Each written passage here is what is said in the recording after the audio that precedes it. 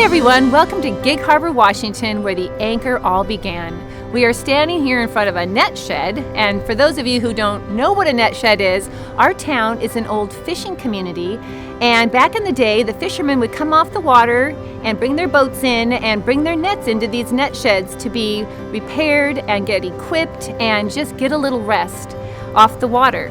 So we thought, what a great analogy for the anchor where it first began is this place where women of all ages can come to gather and be together and be restored and be encouraged. So this month we are going to share an anchor moment with you.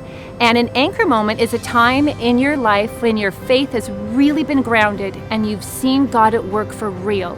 And we are thrilled that we are going to be able to share with you stories from women of all kinds of backgrounds and all ages, and our hope and prayer is that you would be encouraged.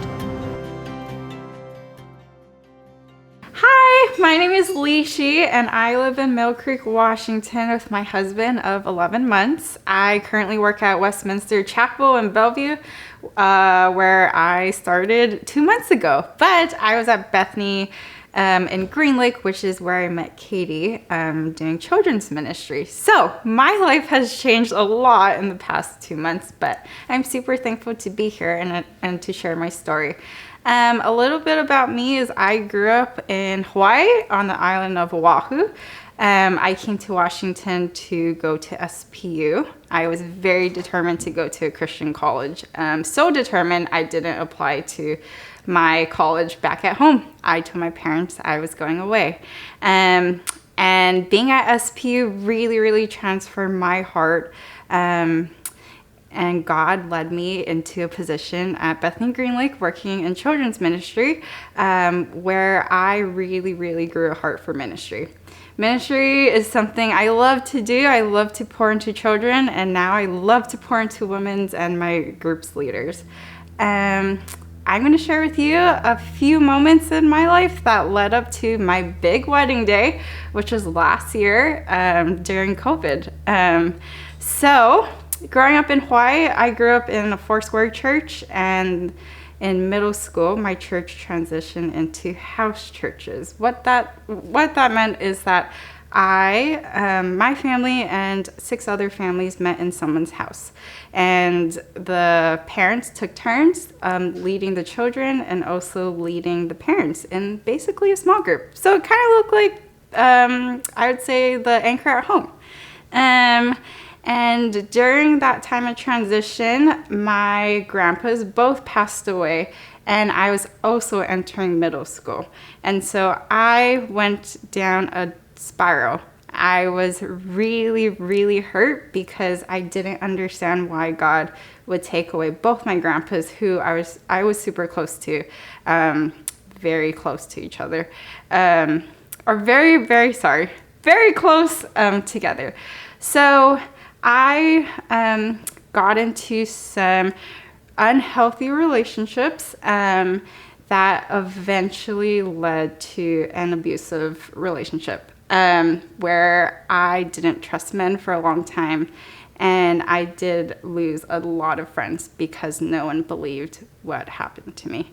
And through this really dark and hard time in high school, God really brought encouraging people into my life that mentored me and eventually led me back to my faith with Jesus. And it was in that moment in my life where God really anchored my faith in him. So fast forward, I'm working at Bethany, and there's this guy that wants to volunteer in children's ministry. And I interview him, and I kind of go through, the basic process of a volunteer that needs to work with children. And all of a sudden, this guy hangs around church a lot. And every Sunday after church, he would ask if I need help cleaning up or this or that or whatever. And I very clearly gave him signs that I was not interested. I was still in a place where I didn't trust men. And so I was like, God, this is not my will. I don't want to date him. Like, please take him away from me. Well, God didn't do that. God kept pushing on my heart, and he over and over and over again showed me signs of why I should date this guy. And I refused, and I cried, and I said, this is not my dream. This is not my dream guy that I've dreamed for forever. But God over and over again continued to show me that this was going to be my husband. And so after a series of events, I eventually accepted to go on a date with him. And ever since that date, we never stopped talking. Now that I'm married to him, I can tell you about my wedding story, because as you can see in my life, God really, really anchored me and showed me his love through a series of events. But I can tell you that I've been dreaming of my wedding day since I was a little girl. I saved up all my money that I got from Christmas and my birthday, and I put it into a bank account, and I called it my wedding fund. And so ever since I was a little girl, I've been saving up for my wedding day. And now that I was finally engaged, I was super excited, and I got engaged of December of 2019. And if you all know, that was the year before COVID broke out. And 3 months into our engagement, COVID hit. And my dreams shattered, because ever since I was so little, all I could remember was wanting this big day with a big celebration and just a fun event. And as COVID drew more and more people to their homes, and the shutdown continued for longer and longer, I eventually had to surrender to God, because I didn't want to cry every night anymore, because I didn't know if I could have this dream wedding day.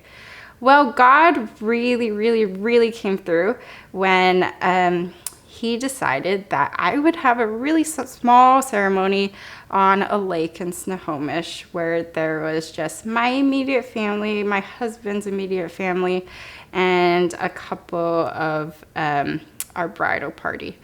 And honestly, even though I still didn't get to have my dream big wedding that I planned for a long time, God really came through and used this really small ceremony to be something that glorified him. And so that in itself has been an anchoring moment in my life, and just a moment in my life where I had to surrender to God over and over again. Thanks for listening.